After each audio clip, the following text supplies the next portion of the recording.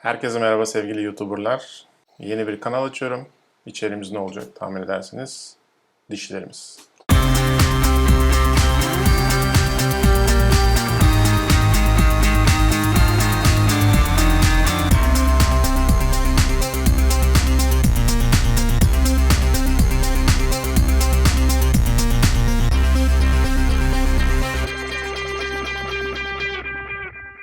Dişlerle ilgili herkesin kafasında pek çok soru var.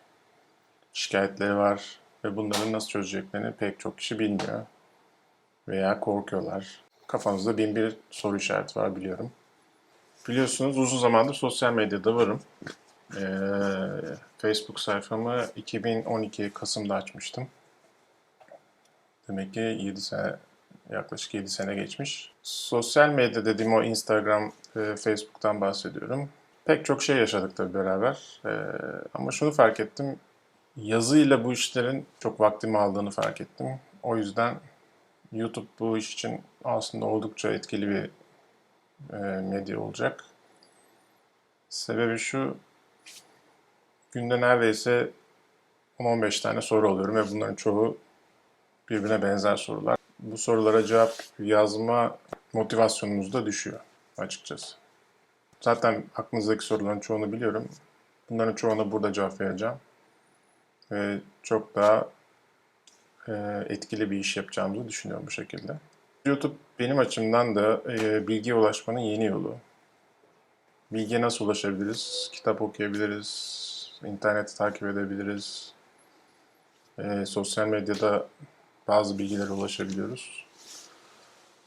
Şöyle bir baktığım zaman ama benim için en etkili bilgiye ulaşma yolu şu anda YouTube.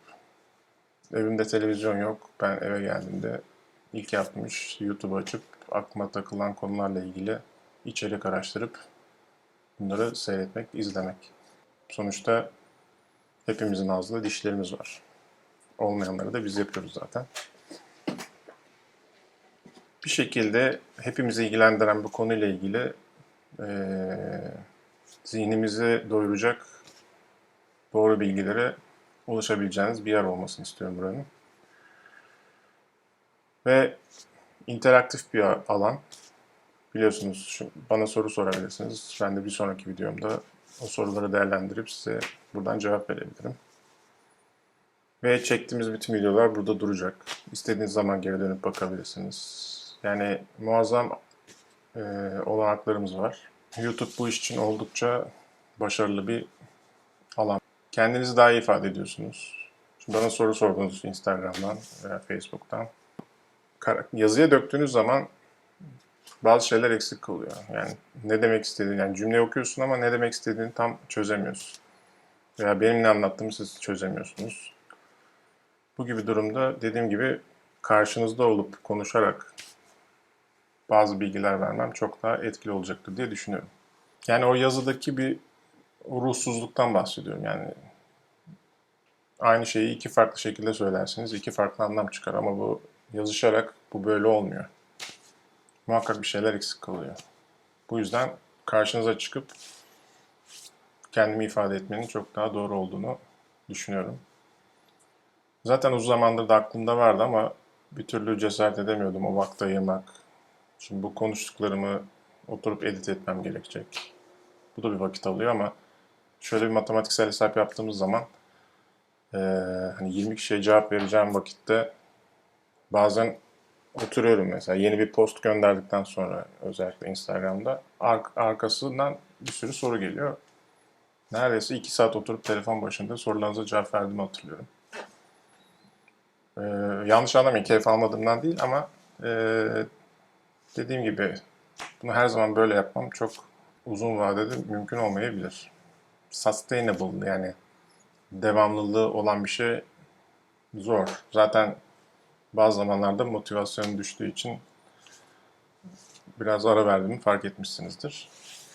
O yüzden o zamanı videoları hazırlayarak bir kere de her şeyi çözmek daha mantıklı geliyor bana.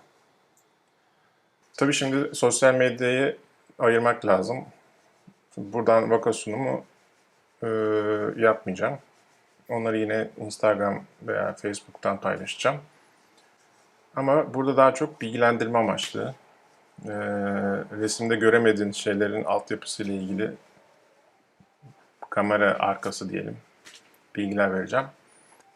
Ve bu şekilde o görsellerin altını dolduracağız. Buradan vaka sunumu yapmayacağım. Çünkü paylaştığımız içerikler daha çok fotoğraf. Onlar için en uygun yeri yine Instagram veya Facebook olduğunu düşünüyorum ama genç meslektaşlarım için şöyle bir şey yapmayı düşünüyorum. Bana vakalarını göndersinler. Ben de kendi açımdan bir protez uzmanı olarak onların yaptığı vakalarla ilgili yorumlar yapabilirim. Eleştiriler yapabilirim. Bunu yapabilir miyim? Doğru bir şey mi bu? Başka bir meslektaşın yaptığı tedavi üzerine konuşmak. Elbette diğer benim alanımın dışındaki tedaviler için bunu söylemek,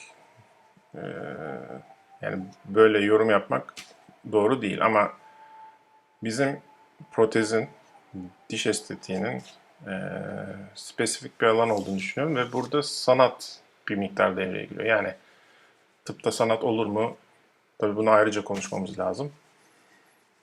Tartışırız da ama görsel bir şey ortaya koyduğunuz zaman nasıl bir tablo üzerinde veya yazılmış bir şarkı üzerine veya herhangi sanatın herhangi bir dalında bir film üzerine pek çok eleştiriler yapılabiliyorsa, eğer diş hekimliğinde de bu estetiğin bir sanat olduğunu düşünürsek onun da eleştirilebileceğini düşünüyorum. Yani olaya bu açıdan bakıyorum. Dolayısıyla meslektaşlarım yaptıkları vakaları başka bir göz tarafından eleştirilmesini isterlerse dediğim gibi burada ona bir alan açacağız. Diş hekimliği de bir usta çırak ilişkisi aslında. Tıbbın her alanı olduğu gibi.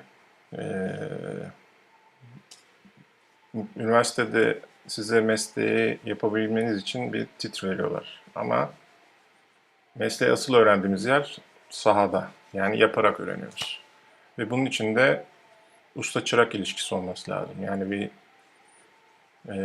önünüzde örnek alabileceğiniz insanlarla çalışıyor olmanız lazım. Ve bu pek çok meslektaşım, genç meslektaşım için böyle olmuyor.